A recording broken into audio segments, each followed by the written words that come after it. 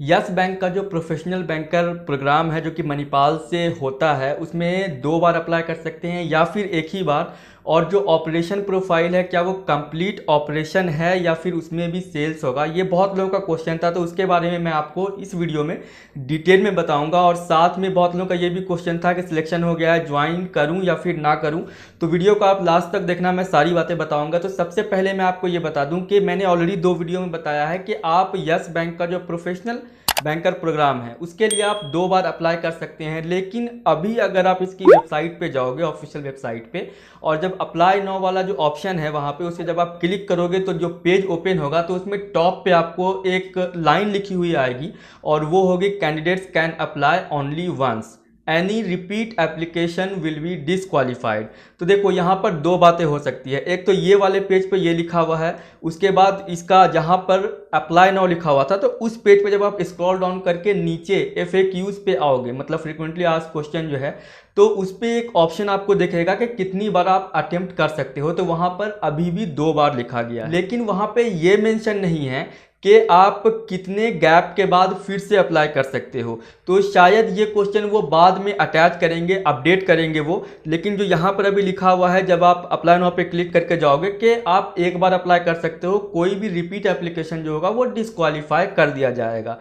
तो इसका कहने का मतलब मेरे हिसाब से ये हो सकता है कि जैसे आपने अभी अप्लाई किया और आपने मान लो एग्जाम दिया या फिर इंटरव्यू दिया, आप रिजेक्ट हो गए, तो फिर आप एकदम से फिर से अप्लाई नहीं कर सकते। आपको कुछ टाइम पीरियड जो है, मतलब कुछ टाइम आपको रुकना पड़ेगा, जैसे कि मान लो 1 महीना या 2 महीना या 4 महीना, उसके बाद आप देन फिर से अप्लाई करो। क्योंकि अगर आप में से बहुत लोगों को पता होगा HDFC फ्यूचर बैंकर्स प्रोग्राम के बारे में, तो उसमें भी है कि अगर आपने अभी अप्लाई किया तो फिर आप नेक्स्ट जो है 6 मंथ के बाद ही अप्लाई कर सकते हो। तो मे बी ये रीज़न होगा जो बहुत लोगों का अप्लाई नहीं हो पा रहा है। ये तो हो गई पहली बात, अभी सिर्फ रिटेल के लिए लिया जा रहा है। दूसरी बात है कि रिटेल में आपको पता है कि वहाँ पर आपको सेल्स करना पड़ेगा, लेकिन ऑपरेशन वाला जो प्रोफाइल है तो क्या उसमें 100% ऑपरेशन ही होगा या फिर उसमें भी सेल्स को घुसाया जाएगा। मतलब कि जैसे होता है ना कि SSCI PO प्रोग्राम में, तो उसमें क्या है कि आपको ब्रांच बैंकिंग में भी, मतलब ब्रांच में ही बैठ के काम करना है, साथ में सेल्स भी करना है। तो उस तरीके से होगा या फिर यहाँ पर कंप्लीट ऑपरेशन होगा। तो देखो, ये जहाँ तक मुझे पता है कि ये फर्स्ट टाइम हो रहा है, यस बैंक का जो प्रोफेशनल बैंकर प्रोग्राम है फर्स्ट टाइम हो रहा है। तो इसके बारे में आपको जो एक्यूरेट जो जानकारी है वो तभी मिल सकती है जब इसका 6 मंथ का क्लासरूम प्रोग्राम हो जाएगा, जब इसकी इंटर्नशिप या फिर OJT होगी। OJT मतलब ऑन द जॉब ट्रेनिंग जब इसकी होगी, तो ही आपको कंप्लीट, मतलब जो एक्यूरेट जानकारी है वो मिल पाएगी किसी से भी। या फिर अगर आप वैसे किसी स्टूडेंट को जानते हैं तो भी आप, मतलब वो तब तक नहीं बता पाएगा जब तक उसका इंटर्नशिप या फिर OJT ना हो। ठीक है, तो इसके लिए थोड़ा सा वेट करना पड़ेगा। जो भी आप लोग में से अगर वेट कर रहे हैं, जिन्होंने अगर ले लिया है तो कोई बात नहीं है, डरने वाली बात नहीं है ऐसा कोई।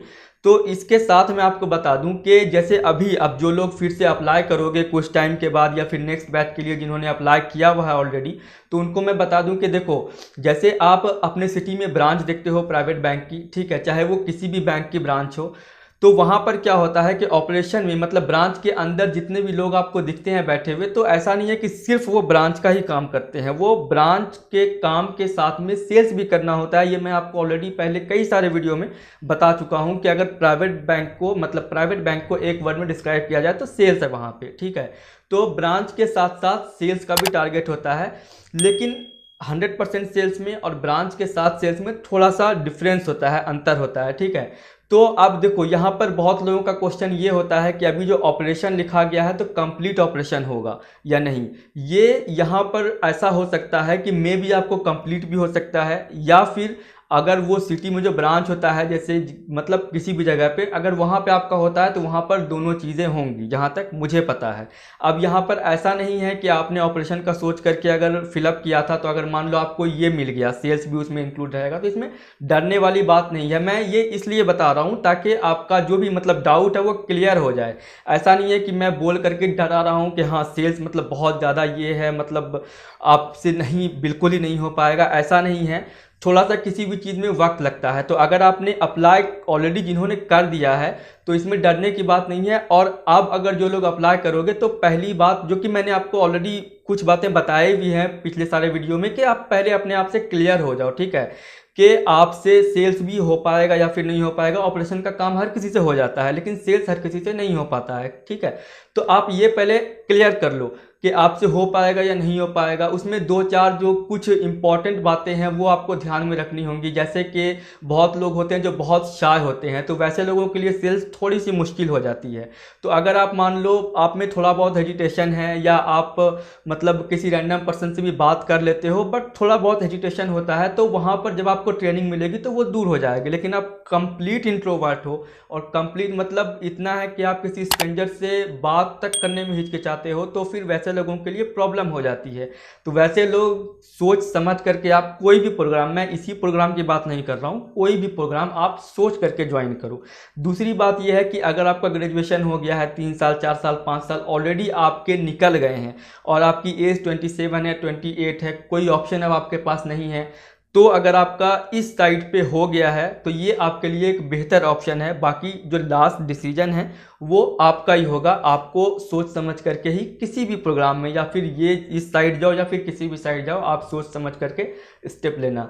दूसरी बात ये है कि ये जो ऑपरेशन का जो प्रोफाइल है वो आपका 100% ऑपरेशन भी हो सकता है। जैसे कि बैकएंड का काम होता है ना, कि आप जहाँ पर एक बड़ा सा ऑफिस होता है वहाँ पर आप जा करके बैठ करके सिर्फ काम करते हो, मतलब कि डॉक्यूमेंटेशन वाला काम होता है वो सिर्फ आप करते हो, जो कि 100% बैकएंड का काम होता है, ऑपरेशन का काम होता है, ये भी हो सकता है। तो ये जो मैं आपको बता रहा हूँ ये मेरा ओपिनियन है, मतलब दोनों में से कोई भी एक बात हो सकती है। चाहे तो आपका 100% बैकएंड भी हो सकता है, या फिर आपका जो ब्रांच मतलब सिटी में दिखता है, ठीक है, तो वो वाला भी जॉब हो सकता है, जिसमें कि दोनों काम होता है, ऑपरेशन का भी और साथ में कुछ सेल्स भी होता है। तो ये दोनों हो सकता है, तो दोनों में से कोई भी बातें हो सकती है। ये मैंने जो है आपको क्लियर करने के लिए ये मैं बता रहा हूँ। ऐसा नहीं है कि मैं आपको डरा रहा हूँ कि हाँ वहाँ भी पूरा सेल्स ही होगा, ऐसा नहीं है। जब वहाँ पे ऑपरेशन लिखा हुआ है तो इट मीन्स कि ऑपरेशन का काम ज़्यादा होगा, सेल्स का काम हो सकता है, या फिर 100% ऑपरेशन का ही वो काम हो सकता है, ये ऐसा हो सकता है, ठीक है। तो इसमें डरने वाली बात नहीं है। बाकी जिन्होंने रिटेल में अप्लाई किया है उनको तो पता ही है कि वहाँ पर सेल्स करना होगा, तो उनके लिए तो कुछ ऐसा है नहीं। अब जो मैंने आपको बताया कि अगर आपका ग्रेजुएशन हो गया है, या फिर जिनको भी कुछ थोड़ा सा डाउट है कि करना चाहिए या फिर नहीं करना चाहिए, तो अब आप सोच सकते हो। लेकिन अगर आपका टाइम वेस्ट हो रहा और आपको लगता नहीं है कि और कहीं पे कुछ बेहतर हो सकता है, तो फिर आप इस साइड जा सकते हो। लेकिन अगर आप कुछ और बेहतर कर सकते हो, या आपको लगता है कि हाँ आप कहीं पे और इससे थोड़ा सा बेटर आप ऑप्शन चूज कर सकते हो, तो आपको उस साइड जाना चाहिए। बाकी अगर आप इस साइड आ रहे हो तो फिर मैंने जैसा कि 2-3 बातें बताई कि आप थोड़ा सा खुल करके लोगों से बातें करो, ठीक है, हेजिटेशन मतलब हेजिटेट नहीं होना है।